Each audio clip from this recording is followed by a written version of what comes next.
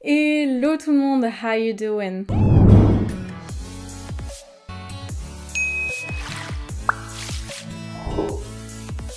J'espère que vous allez tous et toutes très bien. Je vous retrouve avec une vidéo que j'ai pas encore fait jusqu'à présent. Je vous ai demandé de m'envoyer via un formulaire Google vos problématiques amoureuses ou amicales. J'avais mis amicales aussi au cas où. Et que j'allais essayer d'y répondre et de régler votre problème dans cette vidéo. Bien entendu, tous les messages sont anonymes. C'est pour ça que j'ai fait ça via un formulaire Google.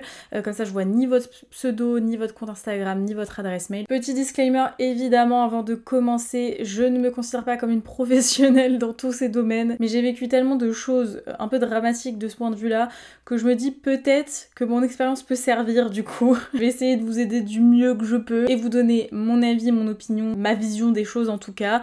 Et voilà, si ça vous aide, c'est tant mieux. Si ça ne vous aide pas, j'en suis désolée. Je vous invite du coup à déjà liker cette vidéo si vous aimez le concept et si vous voulez un deuxième épisode, n'hésitez pas à le dire en commentaire. On commence tout de suite avec la première problématique. J'ai mis Vicky Dr Love t'écoute. Bonjour Victoria, je suis célibataire depuis 3 ans et demi, ce qui est très long. C'est long, mais je pense qu'il y a plus long. Après une rupture extrêmement difficile, je suis tombée sur un narcissique qui m'a totalement humiliée auprès de mon entourage. J'ai mis beaucoup de temps à me reconstruire et à commencer à m'aimer de nouveau. Il est vraiment difficile pour moi à ce jour d'envisager une relation, envisager de séduire quelqu'un. Je pense que cela est dû à mon manque de confiance. Mais comment réussir à dépasser tout ça ? Comment faire pour de nouveau croire à une histoire? En tout cas, merci, car même si je ne serais peut-être pas dans ta vidéo, cela m'aurait permis de mettre des mots sur mes mots. Déjà, première chose, être seul pendant longtemps après une rupture difficile, c'est assez commun en général, hein, parce que ça nous refroidit, ça nous fait du mal, on a besoin de temps pour se reconstruire, on a besoin de temps pour digérer. Après, il n'y a pas de temps minimum pour se remettre d'une rupture, il n'y a pas un temps maximum non plus. Chacun fait à son rythme. C'est pas non plus la durée d'une relation qui va déterminer le temps que vous allez mettre derrière pour vous en remettre, ça veut rien dire. Il va falloir que tu réapprennes à t'aimer toi avant tout, c'est très bateau, mais c'est la réalité. Alors non, j'aime pas les phrases qui disent il faut que tu t'apprécies, faut que tu aime être seule pour après être bien avec quelqu'un. Je suis pas entièrement d'accord avec ça parce qu'il y a des gens qui tombent justement dans l'extrême à ce niveau-là et du coup n'arrivent plus du tout à s'imaginer avec quelqu'un tellement en fait ils sont dans un confort en étant seuls, ils n'arrivent plus à laisser rentrer personne. Je dirais pas ça, je dirais plutôt réapprendre à avoir confiance en toi, à t'apprécier comme tu es et à connaître ta valeur. C'est avoir des choses qui t'appartiennent qu'à toi, qui vont te faire te sentir bien, en confiance, à l'aise. Comment faire pour de nouveau croire à une histoire ? Ça, malheureusement, je crois que j'ai pas de solution miracle pour ça. La seule chose que je pourrais te dire, c'est qu'à mes yeux, pour moi, souvent, en fait, on a une idée préconstruite d'une histoire d'amour qui est très souvent et qui est à 98% du temps influencée par les relations qu'on a eues dans le passé, puisque c'est tout ce qu'on a connu. Et donc, du coup, on n'a pas l'impression, en fait, que d'autres choses existent, puisqu'on a connu que ça. Moi, ça m'est arrivé plein de fois. Mais en fait, il faut se dire qu'une relation, elle va être totalement différente en fonction de la personne avec qui vous allez la partager. Et il faut pas partir en tête avec l'idée en tête de se dire je veux être dans une relation. Non, c'est si un jour tu rencontres quelqu'un qui en vaut la peine, avec qui tu t'entends bien, avec qui tu te sens bien, avec qui tu te sens en sécurité, avec qui tu es en confiance, c'est à ce moment-là qu'il faut se dire peut-être que je me lancerai dans une relation. Mais là, à l'heure actuelle, il faut pas que tu te dises va falloir un moment que je me remette dans une relation. Non. Un moment, il y aura quelqu'un qui me donnera cette envie de me remettre dans une relation. Mais ouais, je pense qu'il faut que tu prennes le temps, sincèrement, de guérir entièrement de cette relation sans te mettre la pression, sans te mettre de deadline. Parce qu'en fait, il n'y en a pas et il n'y a pas de raison d'en avoir. On passe au deuxième message. Alors, coucou. En ce moment, j'arrive pas à reprendre confiance en moi suite à une phase dépressive. Par conséquent, je fais fuir inconsciemment, sûrement, de possibles rencontres. As-tu des conseils? Je pense très souvent, dans ces moments-là, en fait, on se met la pression tout seul. Quand on n'est pas prêt mentalement, quand on n'est pas bien mentalement, je pense que ça ne sert à rien d'essayer de rencontrer qui que ce soit, pas parce que c'est pas juste envers eux ou quoi que ce soit, mais simplement parce que on prend le risque, et ça je vous parle vraiment en connaissance de cause, on prend le risque de rouvrir des blessures qu'on a déjà eu du mal à refermer si jamais les choses se passent mal. Et ça je vous dis ça parce que je l'ai expérimenté. il y a encore pas si longtemps. Je dis pas qu'il faut laisser passer les choses si jamais vous allez rencontrer quelqu'un, voilà, par pur hasard, et les choses vont se passer très bien, il va y avoir un bon feeling, et ça va être génial, là, ok. Mais à partir du moment où vous êtes encore en phase de guérison, ne vous mettez pas à la pression, ne vous rajoutez pas des problèmes supplémentaires à devoir gérer une autre personne à côté, parce que ce sera juste pas possible. La priorité actuellement, là, c'est toi. Tout simplement, c'est toi, c'est réapprendre à t'apprécier, c'est réapprendre à prendre confiance, réapprendre à t'aimer, à avoir confiance en toi, à donner ta confiance aux autres. Ça prendra le temps que ça prendra. Et au moment où tu te sentiras beaucoup mieux, tu le sauras. Et à ce moment-là, ouais, ok, tu pourras peut-être envisager de te dire je vais essayer de rencontrer quelqu'un. Ça sert à rien de forcer. La priorité actuellement, c'est toi. C'est juste toi. Ok, bonjour Victoria. Je suis en couple avec un garçon formidable depuis 1 an maintenant. Et moi qui n'ai jamais été jalouse dans mes anciennes relations, avec lui, je le suis complètement. Je n'arrive pas à accepter son passé, je suis jalouse de ses ex et des détails insignifiants deviennent des montagnes à mes yeux. Par exemple, il m'a dit qu'il préférait la couleur des yeux de sa meilleure amie à la mienne. Eh bien, ça m'a blessée profondément. D'ailleurs, je lui en veux toujours malgré moi. J'ai une peur monstre qu'il me trompe, m'abandonne en me quittant. Pour info, il a 3 grandes relations entre 4 et 7 ans qui ont toutes fini en tromperie. Que faire pour m'aider à être plus sûre de moi et de nous ? Ma bichette, comment dire, faut comprendre aussi qu'en général dans une relation quand on n'a pas confiance c'est qu'il y a une raison. Alors soit c'est lié à un traumatisme de ton passé que tu n'as pas réglé, soit c'est la personne avec qui tu es qui ne t'aide absolument pas à te mettre en confiance et à ce moment-là il va falloir rétablir une communication et dire les choses, soit tu as une très bonne raison d'être paniquée. Parce que de ce que tu me dis, très honnêtement, ça m'a pas l'air d'être quelqu'un de très très bienveillant. Je vois pas l'intérêt de dire à quelqu'un que on préfère les yeux de sa meilleure amie plutôt que les yeux de sa copine. Quel est l'intérêt ? Je le trouve pas. Ça peut paraître débile, mais ça c'est des choses qui petit à petit, quand tu les mets l'une au-dessus de l'autre, ça fait une montagne et en fait ça détruit une personne. Émotionnellement parlant. Je connais pas les détails de ta relation, je ne connais pas cette personne, donc je ne vais pas non plus la critiquer. Je connais pas tout, j'ai juste ton message mais de ce que tu me dis actuellement, ça m'a pas l'air d'être une très très bonne personne. Voilà, malheureusement. Plusieurs solutions. Quand tu me dis ces 3 grandes relations sont toutes finies en tromperie, est-ce que c'est lui qui a trompé ? Si oui, là je pense qu'il va falloir que tu fasses attention à toi parce que quelqu'un qui trompe autant, tout le temps, personnellement, je trouve que c'est pas bon signe. Alors la première chose, bien entendu, c'est de rétablir une communication. C'est que toi, tu lui dises sincèrement les choses. Écoute, ça me blesse. Ça, j'ai pas aimé. Ça m'a fait du mal. Et après, tu vois comment il réagit. C'est très simple. En fonction de sa réaction, tu sauras très bien où te positionner par rapport à cette relation. Et il n'y a pas d'excuses en mode il est là, il en a marre parce que je parle. Non. Un homme, un vrai homme qui tient à la personne avec qui il est, il ne pètera pas un plomb quand il faudra rassurer la personne. Je pense que, en fait, moi, quand j'ai un doute sur ça, je me dis tout le temps, est-ce que dans la situation inverse, j'aurais réagi de la même manière ? Une relation dans laquelle tu n'es pas bien comme ça, une relation dans laquelle tu n'es pas en confiance, dans laquelle tu as tout le temps peur, où la communication est compliquée, ça vaut pas le coup. Je sais que parfois il y a beaucoup d'amour, etc. Mais ça, c'est pas une relation saine. Une relation saine, c'est pas ça. J'en ai pas eu beaucoup, des relations saines. Ça, c'est clair et net. Donc, crois-moi que les relations non saines, je les connais. Et je connais des gens qui sont dans des relations très saines. C'est pas pour autant qu'ils se prennent jamais la tête. Mais il y a toujours de la communication. Il y a toujours... ils essaient toujours de rassurer l'autre comme ils peuvent, sans pour autant se rendre malades eux-mêmes, sans pour autant se rendre mal. Mais là, je pense qu'il faut que tu poses les choses, en tout cas. Vraiment, parce que...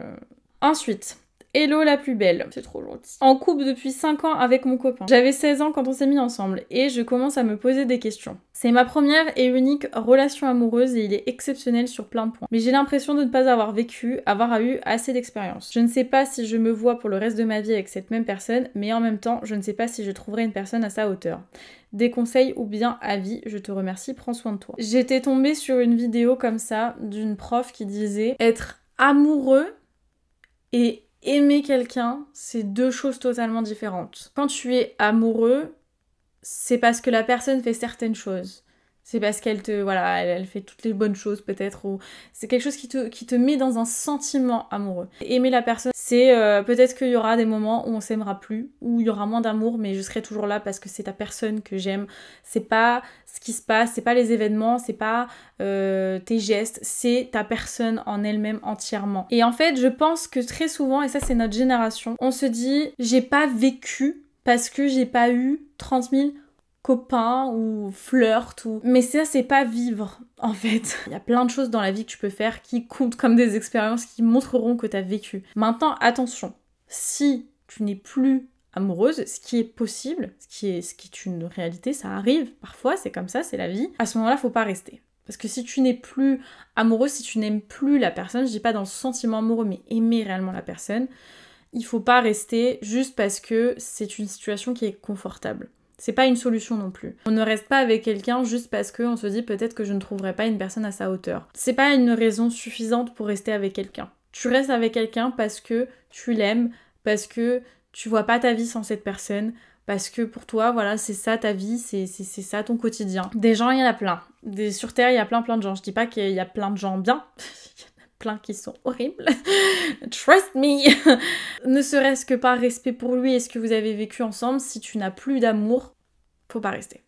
Faut se poser bien sûr les bonnes questions. Faut se demander si on est toujours amoureux ou si c'est juste une période de un peu down, parce que forcément après autant d'années ensemble, c'est normal d'avoir des moments où peut-être que ça s'estompe, ça s'atténue un petit peu, comme j'ai dit juste avant, le sentiment amoureux et être amoureux. Mais si la réponse est non, vraiment, que tu n'es plus amoureuse, à ce moment-là, je pense que c'est mieux que tu fasses ta vie de ton côté et que lui aussi. Ça arrive.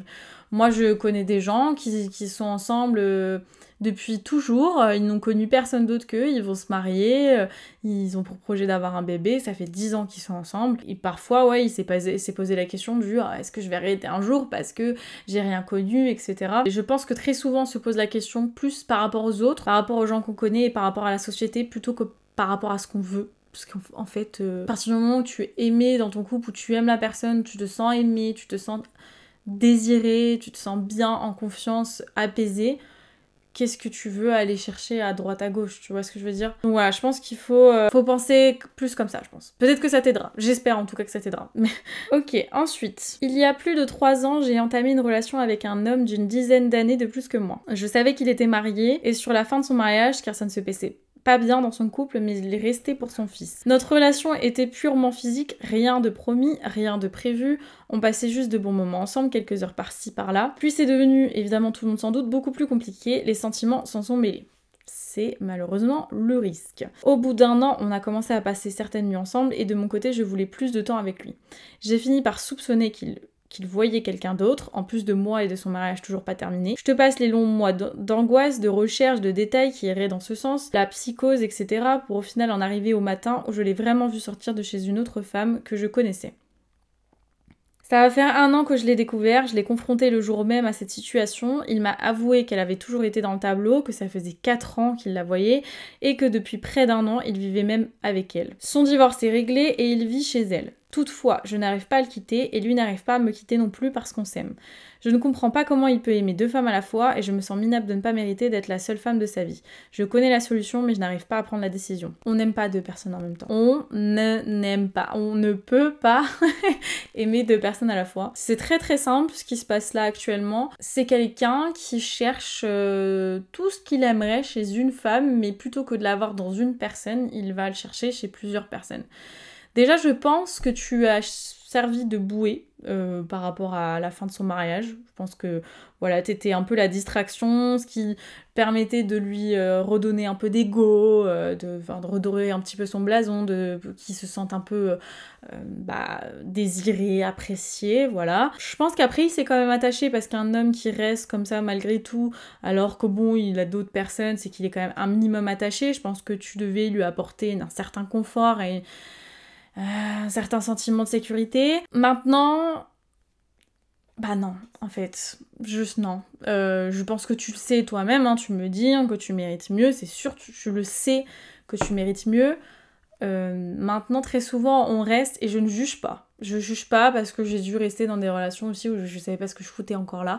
On reste parce que ça nous offre un sentiment de sécurité, parce qu'on a peur de ce qui peut arriver après, parce qu'on se dit après il faut que je recommence tout depuis le début, il faut que je recommence à essayer de rencontrer quelqu'un, puis à apprendre à le connaître, et c'est épuisant. Mais quelqu'un qui te traite comme ça, quelqu'un qui n'a aucun remords à te traiter comme ça, qui te traite comme une option finalement, comme un plus un dans sa vie, ne mérite pas que tu le traites comme le centre même de ta vie, en fait. Même pas 5 minutes. Même pas 5 minutes. Je sais que c'est une décision qui est très très difficile, surtout quand ça fait aussi longtemps, et surtout quand on a autant espéré, parce qu'on, malheureusement, c'est humain, mais on se dit, c'est sûr, au moment où je vais vouloir partir, c'est là qu'il va me dire, c'est toi que je choisis. Ou alors, je vais regretter parce que en fait, on veut se donner toutes les chances possibles et imaginables et on a l'impression que quand on abandonne, on s'abandonne soi aussi. En fait, on a fait tout ce qu'on a fait juste avant en vain. Mais non, en fait, t'as vécu ce que t'avais à vivre dans cette relation qui était pas réellement une relation d'ailleurs, qui était plus un... Pour lui, je parle, hein. Pas pour toi. Pour toi, je sais que ça devait être une réelle relation, mais c'était pas en vain. Ça devait se faire, ça devait se passer comme ça, c'est fait, maintenant... Move on. Genre vraiment, mets un point final à cette histoire et pars.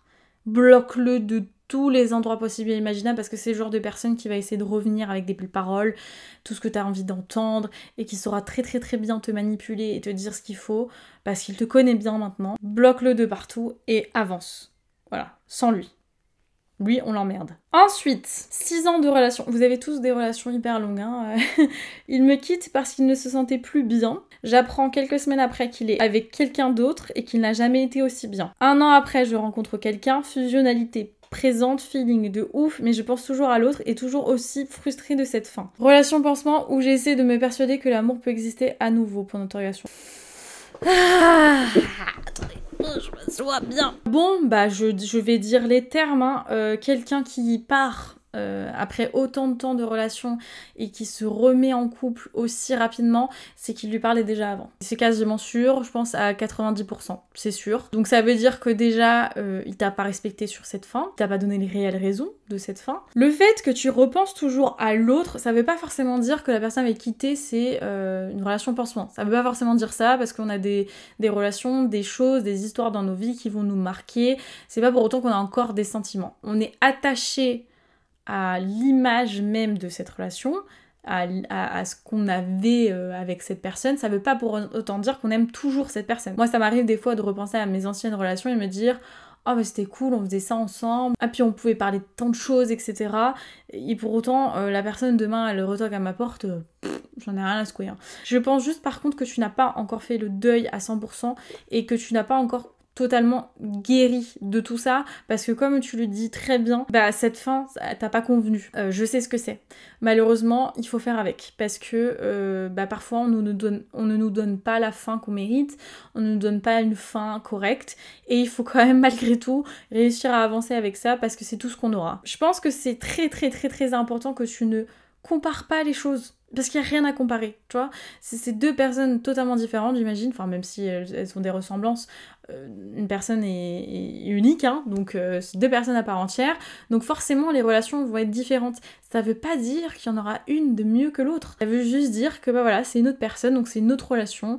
Et je suis certaine que cette autre personne peut t'apporter énormément de belles choses. Je pense qu'il faut que t'arrêtes d'essayer de comparer déjà, que t'arrêtes d'essayer de te dire il faut que ce soit comme ça parce que dans mon ancienne relation c'était comme ça. Non, juste prends ce qu'il y a à prendre. Si tu es bien avec la personne, si tu as des sentiments, vis ta relation comme elle doit être vécue et laisse le passé où il est en fait. Juste parce que ça restera ton passé. Ça ne sera rien d'autre. Même si demain ton ex revient, crois-moi que ça ne sera jamais comme ça a été avant, parce que le temps a passé, parce que les choses sont passées, parce que il y a des traces, parce que voilà, c'est comme ça. Donc laisse les choses dans le passé. Ça s'est passé comme ça, ta relation était comme ça, c'est parti maintenant. Donc ça ne vaut pas la peine que tu mettes ton énergie dedans. Concentre-toi sur ta relation actuelle. Si après tu te rends compte que la relation dans laquelle tu es actuellement, tu es pas assez engagé ou tu n'as pas assez de sentiments pour la personne, ou voilà, tu le sens pas, tu te poses trop de questions, mets fin à cette relation. Ne serait-ce que par respect pour lui et pour toi, que vous ne perdiez pas votre temps tous les deux, parce que tu seras pas entièrement investi dans cette relation et qui mérite, je pense, que tu t'investisses, mais ne la termine pas pour les mauvaises raisons. Ensuite, ma meilleure amie et moi étions les seuls célibataires de notre groupe. On avait les mêmes problèmes de manque de confiance en nous, première et unique relation sexuelle tardive dans les mêmes âges, parcours ultra similaires. Depuis 1 an, elle vit une relation amoureuse, je mets parce qu'il y a des guillemets. Mais depuis, je me sens assez seule. Toutes les conversations de groupe qui parlent d'amour, de sexe, de date, je suis maintenant seule. J'essaie de ne pas me mêler de ces histoires par peur que cela soit pris pour de la jalousie, j'arrive plus à parler, pardon, etc. Comment entretenir une relation amicale quand tout ce qui nous rapprochait a changé et qu'on se sent exclu des conversations à cause de notre situation amoureuse? Première chose, moi j'en discutais, c'est marrant, j'en discutais avec mon amie Marion la dernière fois. Très, très simplement, Marion et moi, on s'est rencontrés il y a plusieurs années, coup de foudre amical, depuis, voilà, on rigole tout le temps ensemble, on se parle. Il y a eu des moments de nos vies où on s'est un peu séparés, on s'est toujours retrouvés.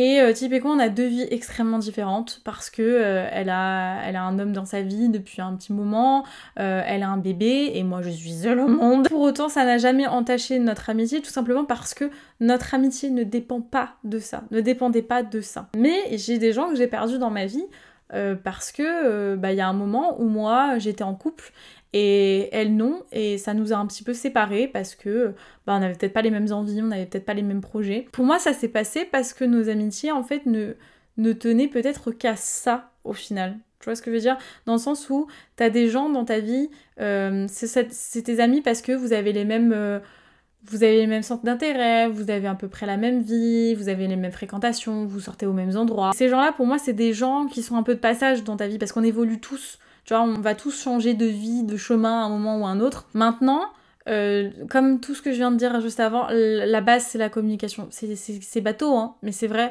Donc je pense que c'est important que tu lui dises les choses, peut-être, que tu lui dises que tu t'inquiètes pour elle déjà, parce que c'est ce que tu me fais bien comprendre dans ton message, tu t'inquiètes pour elle par rapport à cette relation. Tu sens qu'il y a quelque chose qui va pas, que tu veux pas t'en mêler parce que tu veux pas non plus qu'elle se vexe, qu'elle se braque ou qu'elle croit que tu dis les choses pour des mauvaises raisons, mais que dans un sens aussi tu te sens un petit peu délaissé parce que vous vivez pas la même chose et que ces conversations tournent un peu qu'autour de ça et que peut-être ce serait bien que vous parliez d'autres choses ou que vous essayiez de faire un petit peu la part des choses.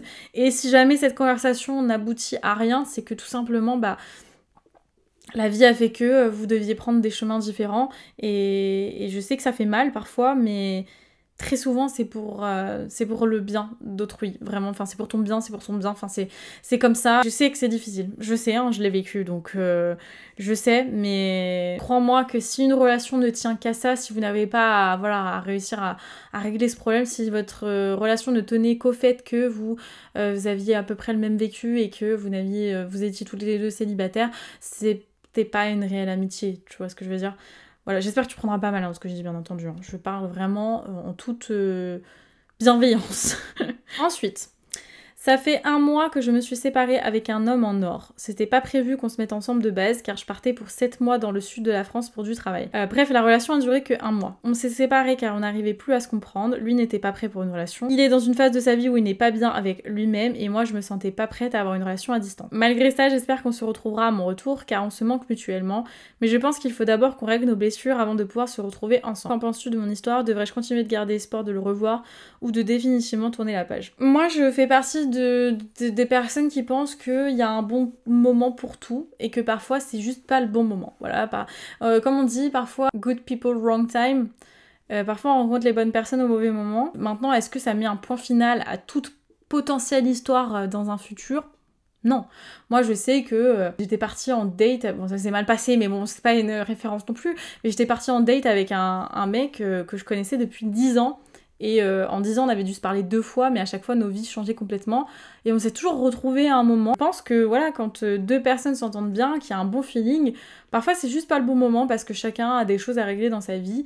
Ça vous empêchera pas, si ça se trouve, de vous retrouver dans 6 mois, 7 mois, 1 an, 2 ans. Maintenant, attention, ça veut pas dire qu'il faut que tu mettes ta vie entre parenthèses par rapport à ça. Là, tu sais que actuellement, au moment actuel, là, tout de suite de la chose, c'est pas envisageable. Toi comme lui, c'est pas envisageable, vous allez pas réussir à construire quelque chose. Si vous restez en contact vraiment récurrent tout le temps, je pense que vous allez vous faire plus de mal qu'autre chose. Moi, à ta place, je me dirais, ok, je lui dirais les termes, en mode, écoute, voilà, je comprends ta décision, moi pareil de mon côté, je me sens pas prête, maintenant tu me manques, maintenant j'apprécie ce qu'on a, peut-être que c'était juste pas notre bon moment, et je te propose, tu sais quoi, au pire, qu'on prévoit de se voir à mon retour et on voit à ce moment-là dans quel état d'esprit on est chacun de notre côté. Et en attendant ce moment, bah vis ta vie quoi, profite, fais ce que t'as à faire, vis ce que t'as à vivre, te prends pas la tête, rencontre du monde si t'as envie, recentre-toi sur toi si tu as besoin, si tu as envie, fais ce que tu veux, mais ne tombe pas dans le piège du « Ah c'est sûr il va revenir, on va se remettre ensemble et du coup je vais m'empêcher de vivre plein de choses, je vais m'empêcher potentiellement des rencontres qui seront encore meilleures. » Non, dis-toi que c'est pas un point final, c'est juste un point virgule pour l'instant. Peut-être que vous allez reprendre quelque chose plus tard, mais ne t'empêche pas de vivre. Vraiment, non, ne tombe pas dans ce piège. Voilà, il y en a d'autres, mais je vous avoue que là, j'ai un peu mal à la gorge, je commence à être fatiguée. Donc si vous voulez un deuxième épisode, je vous remettrai à ce moment-là encore un nouveau lien en story sur Instagram, donc n'hésitez pas à me suivre sur Instagram. Et je vais garder les autres messages que j'ai reçus là pour un deuxième épisode. Donc n'hésitez pas à me dire ça en commentaire. Si vous avez aimé les vidéos, n'hésitez pas à la liker. Comme toujours, merci pour votre soutien, vous êtes adorables. Si vous n'êtes pas abonné à ma chaîne, n'hésitez pas à le faire également, c'est juste en bas. Et moi en tout cas, je vous fais d'énormes bisous. Et je vous dis à très vite pour une prochaine vidéo. Ciao.